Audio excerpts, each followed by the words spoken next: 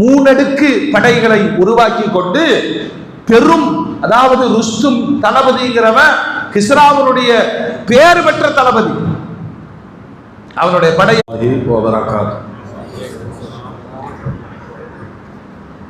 அல்ஹம்துலில்லாஹ் வஸ்ஸலாத்து வஸ்ஸலாமு அலா ரசூலில்லாஹ் அம்மா பஅத்.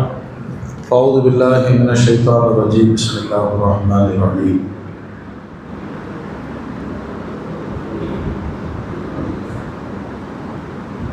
யா அய்யுஹல்லதீன ஆமனூ இதா கீல லகும் தஃபஸ்ஸஹூ ஃபில் மஜாலிஸ். ஸல்லல்லாஹுல் அஸீம். உண்மையான மூமின்களே, இன்று ஓதப்பட்ட சில வசனங்களில் ஈமானிய சமூகத்திற்கான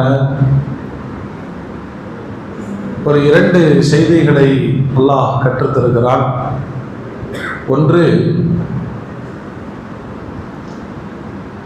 நீங்கள் கூடியிருக்கிற பொழுது தனியாக ரகசியம் பேசாதீர்கள். கூடி கூடி உட்கார்ந்து பேசுவாங்கல்ல, அப்படி என்ன ஆகும்னு கேட்டீங்கன்னா மற்றவர்களுக்கு சந்தேகம் ஏற்படும். இதை நம்மளை தான் பேசுகிறாங்களோ, அப்படி ஏதாவது பேச வேண்டிய அவசியம் ஏற்பட்டால் அல்லாஹ் ரசூலை பற்றி நல்ல விஷயங்களை பேசுங்கள். இதில் ஒரு பெரிய பாடம் இருக்கு. எல்லாரும் கும்பலாக உட்காந்துருப்போம், ஒரு 2 பேர் மட்டும் இப்படி குசு குசு பேசுவாங்க. அது தவறுங்கிறாங்க. நிறைய சந்தேகங்களை, அது தோதுவாக ஏதாவது நடந்துச்சுன்னா இவ்வளோ 2 பேரும் பிளான் பண்ணி நம்மளை அப்படிங்கிற மாதிரி பேச்சுக்கள் வரும். அதே மாதிரி இந்த மொழி மாற்றி பேசுறது, நல்லா பேசிகிட்டே இருப்பாங்க, திடீர்னு நான் பறஞ்சது சரியில்லை அப்படின்னு மொழி மாற்றி பேசும்போது மற்றவங்களுக்கு கற்குனாங்க இல்லையா? அந்த மொழி தெரியாதவங்க நம்மளை தான் ஏதோ சொல்கிறாரு, நல்லா பேசிகிட்டே இருப்பாங்க. அது பாத்மே கோல்சுமை இதுவும் தவறு தான். நமக்கு ஒரு சபைகளில் மூமின்கள் பேண வேண்டிய மிக அழுத்தம். இதில் எவ்வளவோ பிரச்சனைகள் உருவாகும். பிரச்சனைகளிலிருந்து வெளியேறுவதற்கான வழி அல்லாஹ் சொல்றான். 2வது, சபை நாகரிகம். சபைகளில் எப்பயுமே அல்லாஹ்வுடைய ரசூல் ரொம்ப கடினமாக சொல்வாங்க, தாண்டி வராதீங்க. அது எந்த சபையாக இருந்தாலும் சரி. அது குறிப்பாக இந்த தொழுகையில் ஜும்மாவுடைய நேரத்துல எல்லாம் தாண்டி வரும் பொழுது அவங்கள ஷைத்தான் சொல்றாங்க. சொல்றாங்க தாண்டி வருபவன், ஏன்னா முதுகுல மிதிச்சுட்டு அவர் அப்படியே பார்க்குறாரு, ஒரு அவமரியாதை இல்லையா? அது ஒரு மூமியினுடைய மனதை நோகடிக்க கூடாது. சரி, ஒருத்தர் வர்றாரு, அவருக்கு சபையில் வந்து உட்காரணும்னு ஆசை இருக்கு, கொஞ்சம் நகர்ந்து உட்காருங்க அப்படின்னா நம்ம என்ன செய்வோம்? அப்பதான் நல்ல சம்பளம் போட்டு முடிஞ்சா உட்காந்துக்கணும். சபை நாகரிகம். இப்போ பள்ளி இது மாதிரி புனிதமான இடங்கள்ல எல்லா இடத்துலையும் யாராச்சும் அல்லாஹ் எப்படி சொல்றான்னா, கொஞ்சம் தள்ளி உட்கார்ந்து அட்ஜஸ்ட் பண்ணுங்கன்னு சொல்லி நீங்க அட்ஜஸ்ட் பண்ணிட்டீங்கன்னா உங்களுடைய வாழ்க்கை விசாலமாகுங்கிறாங்க. எது எல்லாம் பறக்கிறதுக்கு ஒருத்தரை கூட உட்கார வைக்கிறதுல என்ன இருக்கு? இதெல்லாம் வந்து சரி, இதெல்லாம் கூட அட்ஜஸ்ட் பண்ணிக்கலாம். இங்கே இடம் இல்லைன்னா எதிர்த்து இங்கே உட்காந்துக்கலாம். பஸ்ஸில் ரொம்ப தூரம் ட்ராவல் ஏறிட்டோம், இடம் கொடுப்போமா? இல்லை யாராவது கொடுப்பாங்களா? ட்ரெயினில் கொடுப்பாங்களா? ஒரு அவசரம் நம்ம கேட்கல, நான் புக் பண்ணி வர்றேன், நான் ரிசர்வேஷன் பண்ணியிருக்கேன், எல்லாம் கரெக்டு தான். கொஞ்சம் சில மனித இரக்கங்கள். இதை வந்து ரப்பல் ஆலமீன் இன்றைக்கு ஓதப்பட்ட வசனங்கள் என்ன சொல்றான்? இது ஒரு பெரிய மாற்றத்தை வாழ்க்கையில தரும். மற்றவங்களுக்கு அட்ஜஸ்ட்மெண்ட் பண்றதுனால சில அசௌரியங்கள் நமக்கு வரலாம். ஆனாலும் உங்களுடைய வாழ்க்கையில் விட்டு கொடுப்பதினால், அட்ஜஸ்ட்மெண்ட் பண்ணி போறதுனால குறைந்து போய்விட மாட்டீர்கள், நிறைவு பெறுவீர்கள் என்று அல்லாஹ் சொல்றான். அமல் செய்வதற்கு அல்லாஹ் தௌஃபீக் செய்வானாக. இன்னைக்கு ஓதப்பட்ட வசனத்துல ரப்பல் ஆலமீன் இந்த சஹாபாக்களை பத்தி அப்படியே பேசிட்டே வந்து சொல்றான். ரலியல்லாஹு அன்ஹும் வரது அன்ஹு உலாயிக ஹிஸ்புல்லாஹ். அவங்க தான் அல்லாஹ்வுடைய படையினர்கள். ஹிஸ்புல்லாஹ் அப்படின்னு ஒரு படை இருக்கு இல்லையா? அது தீவிரவாத குழுங்கிறான். குர்ஆனுடைய பேரை தான் அவங்க சூட்டிக்கிட்டாங்க. அருமைக்குரிய சஹாபாக்கள் யாருன்னு சொன்னா ஹிஸ்புல்லாஹ், அல்லாஹ்வுடைய படை. அல்லாஹ்வுடைய படை எப்பொழுதும் வெற்றி பெறும். இந்த போராட்டத்தில் ஈடுபட்டு இருக்கிற போராளிகளுக்கு அல்லாஹ் வெற்றியை வழங்குவானாக. நாம வாழ்ற காலத்திலேயே அமெரிக்காவும் இஸ்ரேலும் அழிந்து போகிற காட்சியை பார்க்க வேண்டும். அல்லாஹ் தௌஃபீக் செய்வானாக. ஏன்னா வரம்புகளை மீறி ரமலானுடைய மாசம் போர் ஒப்பந்தம் இருக்கு, பல நாடுகள் கண்டிக்குது. இதெல்லாம் அந்த சின்ன குழந்தைகளை, அந்த ரத்தத்தோட அந்த குழந்தை என்ன நடக்குதுன்னே தெரிய மாட்டேங்குது. இது எப்படின்னா, போர் நிறுத்தியாச்சு, எல்லாம் ஊருக்குள்ள வாங்க அப்படின்னு வர வச்சு கொண்ட மாதிரி இருக்கு. ஒரே நாள்ல 400 பேர்.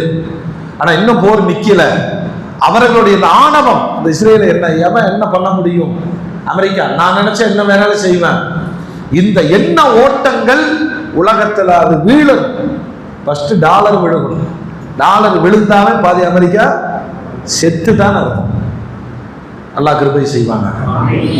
மோமின்களே, அல்லாஹ்வுடைய படை என்று சொல்லப்பட்ட அந்த கூட்டத்துல பெருமானாரை கவர்ந்த ஒரு சஹாபி இருக்கிறாங்க.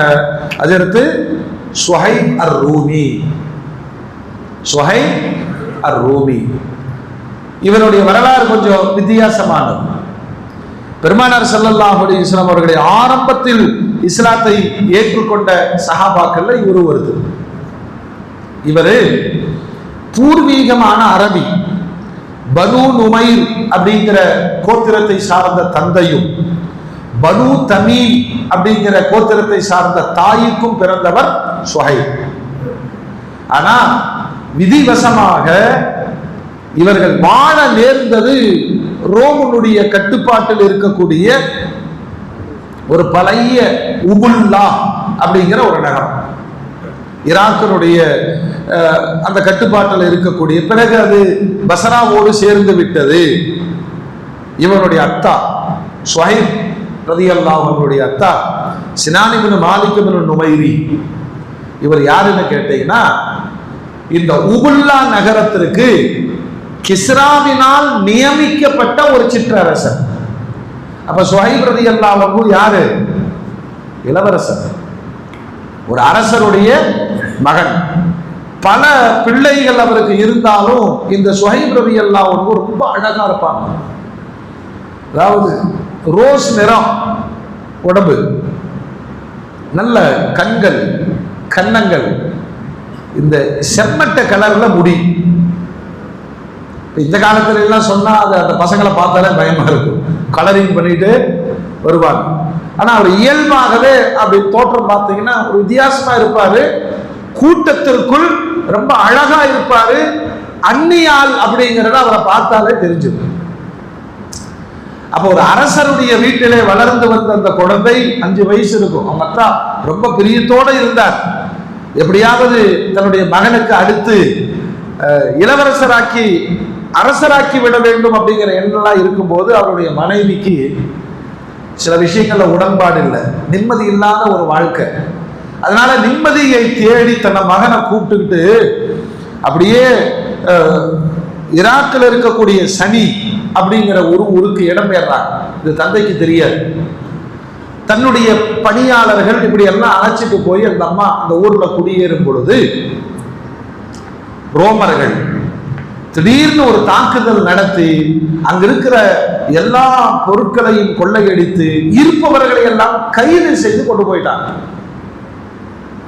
ஒரு பெரிய இளவரசருக்கு ஏற்பட்ட இழப்பு என்னன்னா, நிமிஷத்துல என்ன ஆயிட்டாரு, கைதியாக ஆகி ரோமுக்கே போயிட்டார். ரோமில் ஒரு கைதி, தாய் இல்லை, யார் எங்க போனாங்கன்னு தெரியாது. ரோமில் போய் வளர்ந்து வருகிற பொழுது இந்த மாதிரி கைது செய்யப்பட்டவர்கள் எல்லாம் ரோமனுடைய கோட்டைக்குள் வைக்கப்பட்டிருந்தாங்க.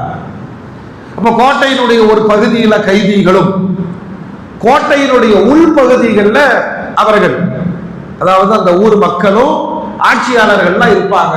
இந்த சுஹைப் ரலியல்லாஹு அன்ஹு பார்ப்பாங்க. ஒரே ஆட்டம் பாட்டம், இசை, அடிமைகளை கொண்டு வந்து கொடுமைப்படுத்துறது, சித்திரவதை, இதையெல்லாம் இங்கிருந்து பார்ப்பார். பார்த்துட்டு மனசுக்குள்ள நினைப்பார், இப்படி அட்டூழியம் பண்றாங்களே, இவ்வளவு அநியாயம் பண்றாங்களே, இவர்களுக்கு ஒரு பெரும் புயல் தான் இவர்களை சுத்தப்படுத்தணும் அப்படின்னு ஒரு மனசுக்குள்ள சொல்லிக்கிட்டார். இப்படியே ரோமில ஒரு இளைஞராக வளர்ந்து வர்றாரு. இவருடைய சோதனை பார்த்தீங்கன்னா அரபு மொழி சுத்தமா மறந்து போச்சு. ஆனா பூர்வீக அரபி மறந்துகிட்டே வருது. நாவல வேற ஒரு சின்ன தடுமாற்றம். ரோம் மொழியை பேசுறாரு. ஒரு நாள் இந்த மதம் சார்ந்த ஒருத்தன் ஒரு ஆட்சியாளர்கிட்ட, அந்த அதிகாரிகிட்ட சொல்றான், ஒரு விஷயம் தெரியுமா, நாம எதிர்பார்த்துட்டு இருந்த அந்த இறுதி நபி தோன்றும் காலம் நெருங்கி விட்டது. அவனை ஜோதிடன் சொல்றான், அவன் பேசுறான். இதை சுஹைப் ரலியல்லாஹு காதுல வாங்கிக்கிறாங்க. இந்த இறுதி நபி தோன்றும் காலம் பேசிட்டு அவங்க பேசிக்கிறாங்க. நம்ம கிறிஸ்துவத்தை அவர் ஆதரிப்பாரு, ரசூலுல்லாஹ் அவனை எதிர்க்கலையே.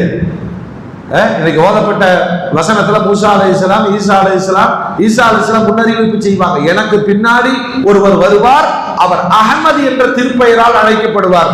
பெருமானாருக்கு முகம்மது பேர் இருக்கு, ஆமா குர்ஆனிலே இருக்கு. அப்போ கிறிஸ்துவத்தை பெருமானார் எதிர்க்கல. என்ன நபின்னு ஏத்துக்கிட்டா நீங்க முஸ்லீம் ஆயிடலாம், முடிஞ்சு. ஏன்னா ஈசா அலைஹிஸ்ஸலாம் காலாவதி ஆயிட்டாங்க. மூமின்களே, இந்த ஒரு வார்த்தை சுஹைப் அப்படிங்கிற அந்த இளைஞருடைய மனசுல ரொம்ப ஆழமா பதியுது.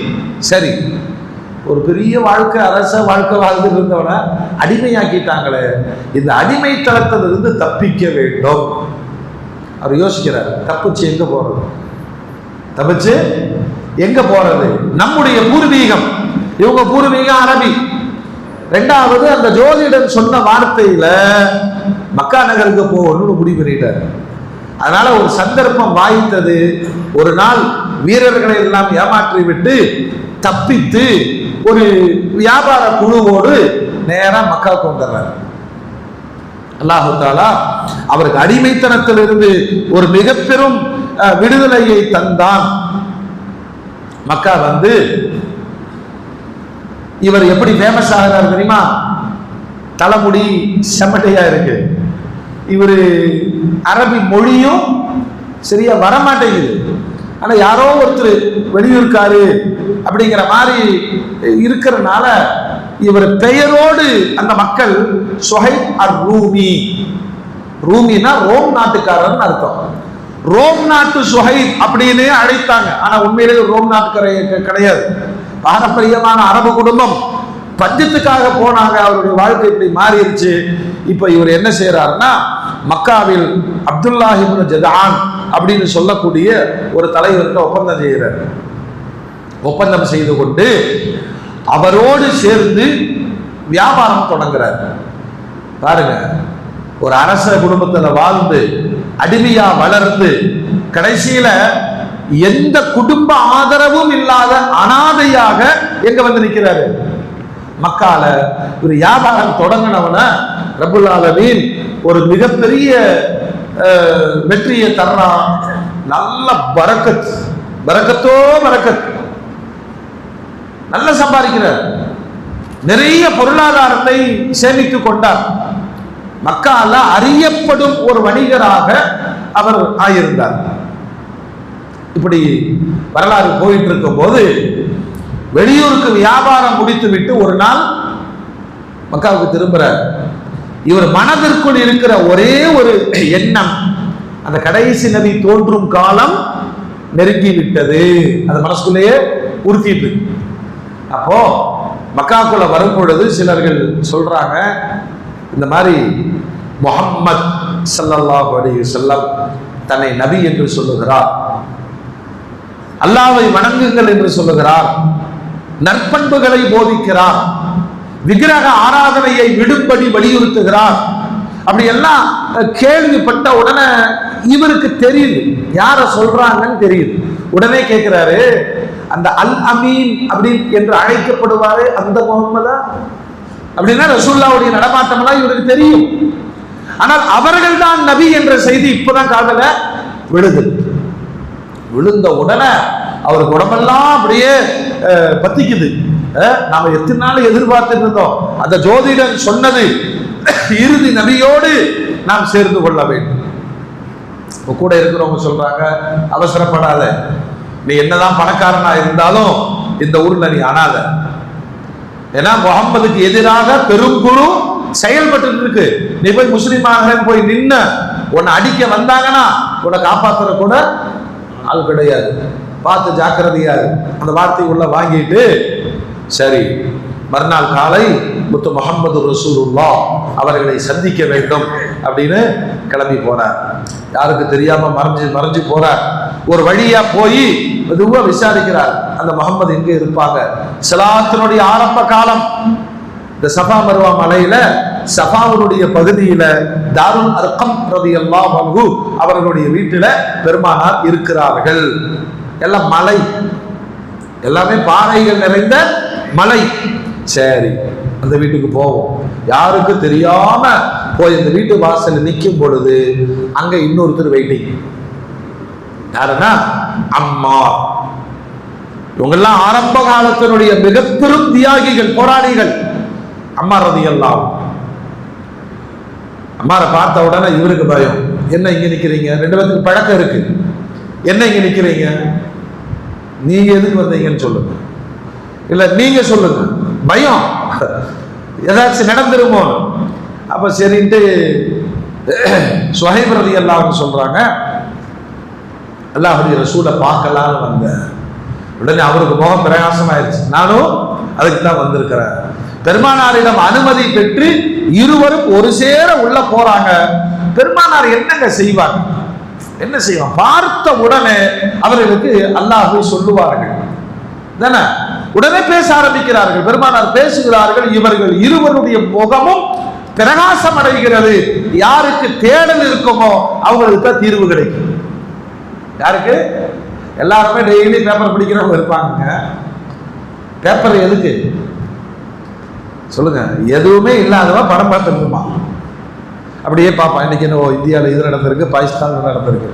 ஆனால் சில சப்ஜெக்ட் தேடுறவன், மார்க்கெட் நிலவரம் என்ன, வேலை வாய்ப்புகள் என்ன, இன்னைக்கு இந்தியன் மணியினுடைய தரம் என்ன, டாலருடைய ரேட் என்ன, கோல்டுடைய ரேட் என்ன, அரிசி, பல பேருக்கு பலவிதமான செய்திகள், தேடலுக்கு தகுந்த தீர்வுகள் இருக்கும்.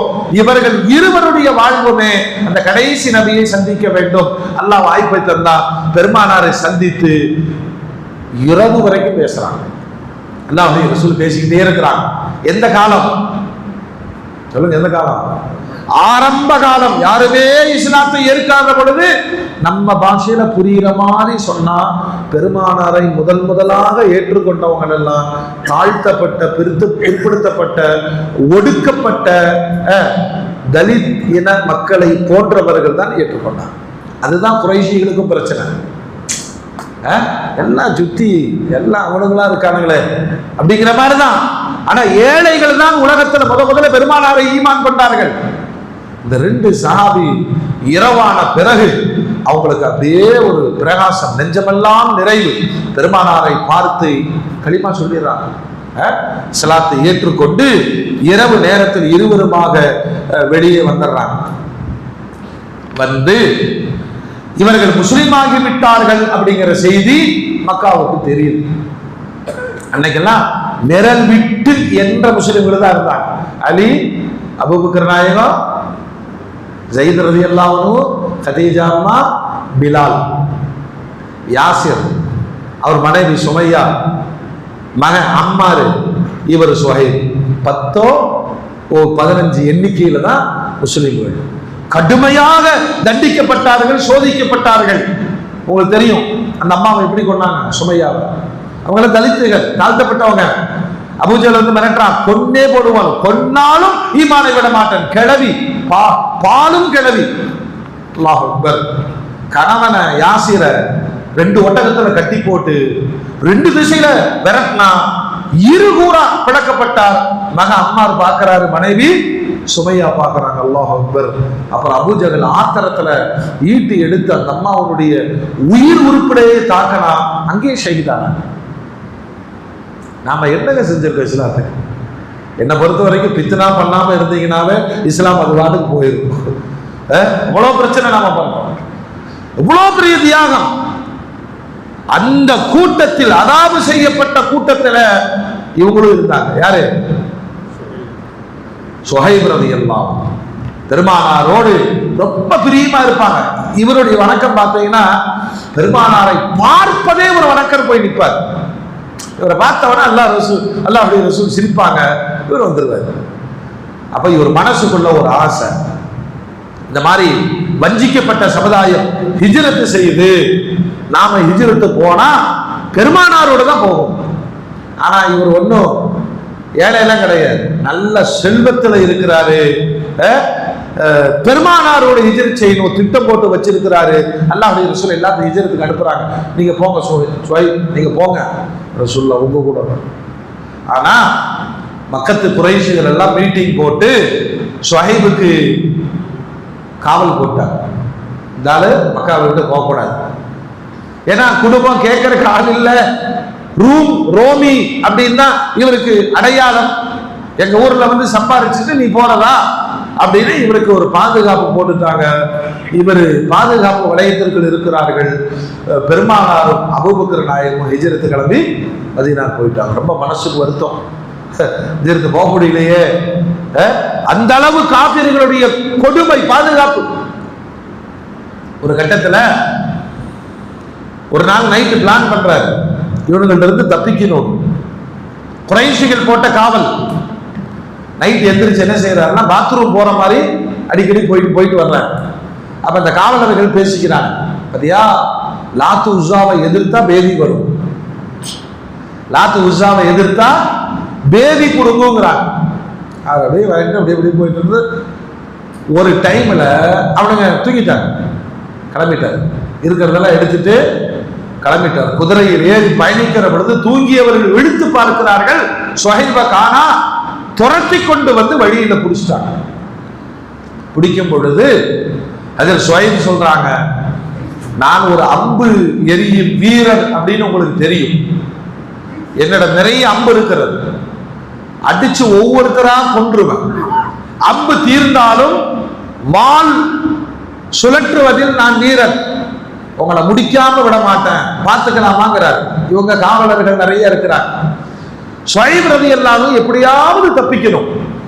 அப்ப அவங்க சொன்னாங்க, பேசிட்டே இருக்கும்போது சொல்றாங்க, ஏயா நீ அனாதையா எங்க ஊருக்கு வந்து நிறைய சம்பாதிச்சு பெரிய பணக்காரன் ஆயிட்டு இந்த முகம்மதையும் ஏற்றுக்கொண்டு இப்ப எல்லாம் எடுத்துட்டு போறதுக்கு நாங்க விடுவோமா? அப்ப இவருக்கு தீப்பொறி ஒரு பறக்குது, ஓ இவனுக்கு என்னமோ நினைக்கிறானுங்க. உடனே சொன்னார், சரி நான் சம்பாதிச்சதெல்லாம் கொடுத்துட்டா என்ன விட்டுருவீங்களா? ஓ தாராளமா, இவ்வளவுதான் உங்க பிரச்சனையா? மக்காவில் என்னுடைய வீட்டில் இன்னென்ன இடத்தில் என்னென்ன காசு பணம் நகை எல்லாம் இருக்கு, போய் எடுத்துக்கணும். நிக்க வச்சுட்டு ஆளை விட்டு போய் எடுத்துட்டு எல்லாம் இருக்குது எடுத்துட்டோங்கிற செய்தி கிடைச்சவனா இந்த காவலர்களே விட்டுட்டாங்க. யார?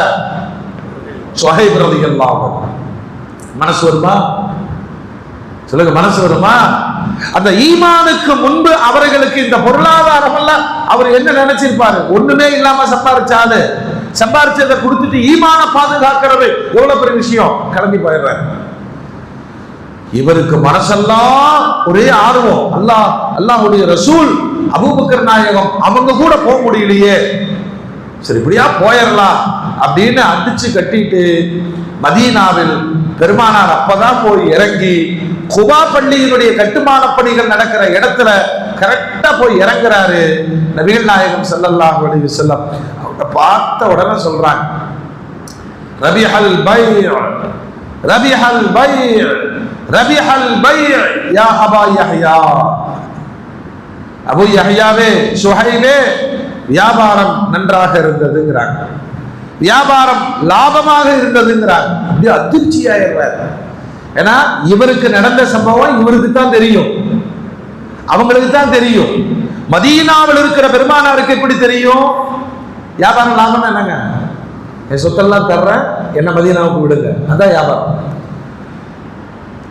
உடனே கையை பிடிச்சிடுறாரு, யா ரசூலல்லாஹ், ஜிப்ரீல் வந்து சொல்லி இருப்பாரு. உடனே அல்லாஹ்வுடைய ரசூல் சொல்றாங்க, ஆமா ஜிப்ரீல் வந்தா குர்ஆனுடைய வசனத்தை இறக்கி தந்தார். வமினன் நாஸி மய்யஷ்தரி நஃப்ஸஹு இப்திகாஅ மர்தாத்தில்லாஹ் வல்லாஹு ரഊஃபும் பில் இபாத். சில மனிதர்கள் இப்படி இருப்பார்கள், சில மனிதர்கள் இப்படி இருப்பார்கள், அல்லாஹ்வுடைய திருப்பொருத்தத்தை நாடி திருப்பொருத்தத்தை நாடி தன்னையே விற்பனை செய்வார்கள். என்ன விடுங்க, என் சொத்தெல்லாம் எடுத்து. அல்லாவே பாராட்டினான். அவருக்கு ரொம்ப ஆச்சரியம். எந்த ரகசியமும் இங்கு நடக்காது, எல்லாத்தையும் எல்லாம் சொல்லிடுவான். பெருமானார் வெளிப்படுத்தி விடுவார்கள். பிறகு பெருமானாரோடு போய் இணைந்து கொண்ட அதற்கு சுஹைப் பெருமானாரோடு எல்லா போரிலும் கலந்து கொண்டார். சித்தீக் நாயகத்தினுடைய காலம், சித்தீக் நாயகத்தோடு இருந்தார். உமர் நாயகத்தினுடைய காலத்தில் உமர் நாயகத்தோடும் இருந்தார். உமர் நாயகம் கொல்லப்பட்ட நேரத்திலே அந்த சபையில் இருந்தவர்கள் உமரது எல்லாம் என்ன செஞ்சாங்கன்னா, அடுத்த கலீஃபா தேர்வு செய்யணும். அது வரைக்கும் சுஹை இமாமாக தொழுக வைப்பார். இமாம்னா கலீஃபா. எவ்வளவு பெரிய போஸ்ட். இந்த உமரது எல்லாம் சும்மா இருக்க மாட்டாங்க. இவரை கூப்பிட்டு சொல்லுவாங்க, சும்மா சாப்பாடு போட்டுக்கிட்டே இருக்கிறீங்க. இவருடைய வேலையே என்னன்னா எல்லோருக்கும் சாப்பாடு கொடுக்கறது தான் வேலை. இது வீண் விரயம் அல்லவா? இப்ப பார்த்தாலும் சாப்பாடு வாங்கி கொடுத்துட்டே இருக்கிறீங்களே. அவர் சொன்னாரு, கண்மணி நாயகம் ஸல்லல்லாஹு அலைஹி வஸல்லம் எனக்கு சொல்லி கொடுத்தார்கள், என்னன்னு, உங்களில் மிகச் சிறந்தவர் யார் பிறருக்கு உணவளிக்கிறாரோ, சலாமிற்கு பதில் சொல்லுகிறாரோ அவர்தான் சிறந்தவர். அதனால ரசூலிடமிருந்து கேட்ட அந்த வார்த்தைகளை நான் விடுறதே இல்லை. எல்லாத்துக்கும் சலாத்துக்கு பதில் சொல்லுவேன், சாப்பாடு வாங்கி கொடுத்துட்டே இருப்பேன். இது எப்படி இஸ்ராஃபாகும்? சோறு வாங்கி கொடுக்கிறது வீணா. பெருமானார்ட்ட கேட்ட கேள்விகள்ல அதிகபட்சமா இஸ்லாத்துல சிறந்தது எதுன்னு கேட்டதுக்கெல்லாம் பெருமானார் சொன்னாங்க, சாப்பாடு வாங்கி. அதனாலதான் இன்னைக்கு உம்மத்துல சோத்துக்கு சில முசாவர்கள்லாம் கேட்பாங்க, யாசகர்கள்லாம் சோறு வேணாம் காசு கொடுங்க. ஏன்னா அவ்வளவு சோறு என்ன செஞ்சிடும், கிடைச்சிடும். ரெண்டாவது உமரது எல்லாம் கேட்டாங்க, உங்களை ஏன் எல்லாரும் ரூமின்னு கூப்பிடுறாங்க, ரோம் நாட்டுக்காரங்கிறாங்க, உண்மையாங்குவார். அவர் சொல்லுவார், அப்படிலாம் இல்லை, என் தோற்றத்தை பார்த்தா அப்படி இருக்கு, ஆனா நான் பூர்வீக அரபி, எங்க அத்தா பேரு இது அப்படின்னா சொல்லுவார். அடுத்து உஸ்மான் நாயகத்தினுடைய காலத்திலும் வாழ்ந்தார். 71 வயசு. அல்லாஹ் அவருக்கு ஆயுச தந்திருந்தா. 3 கலீஃபாக்களையும் பார்த்திருந்தாரு. உஸ்மான் நாயகத்தினுடைய அந்த பித்னாக்களுடைய காலம் இஸ்லாமிய வரலாற்றிலேயே இஸ்லாமிய சமூகத்தில் தோன்றிய பெரும் குழப்பம் உஸ்மான் நாயகத்தினுடைய காலம். ஏன்னா சண்டை யாருக்குள்ள, சஹாபாக்களுக்குள்ளேயே வந்துருச்சு. அதனால வாயை திறந்துடக்கூடாது, எல்லாமே பெரிய மனுஷங்க, சார்புகளை வைக்காம ஒதுங்கி நின்றார் வல்ல ரப்புல் ஆலமீன். ஹிஜ்ரி 38ல 71வது வயசுல இயல்பான ஒரு மரணத்தை அவர்கள் தழுவி ஜன்னத்துல் பக்கீயில் அடக்கப்பட்டார்கள். பெருமானாரை ரசித்த அல்லாஹ்வுடைய பொருத்தத்தை நாடிய குர்ஆனுடைய வசனம் இறக்கப்பட்ட ஒரு அற்புதமான மாமனிதர் சுஹைப் அர்-ரூமி வல்ல ரப்புல் ஆலமீன் அவர்களை போன்ற ஈமானிய தேட்டமும் இஸ்லாமிய காதலும் பெருமானாருடைய வார்த்தைகளை நடைமுறைப்படுத்த வேண்டும் என்ற ஏக்கமும் அல்லாஹ் நமக்கும் நசீபாக்கி தருவானாக. வ ஆகிரு தஅவானா அல்ஹம்துலில்லாஹி ரப்பில் ஆலமீன்.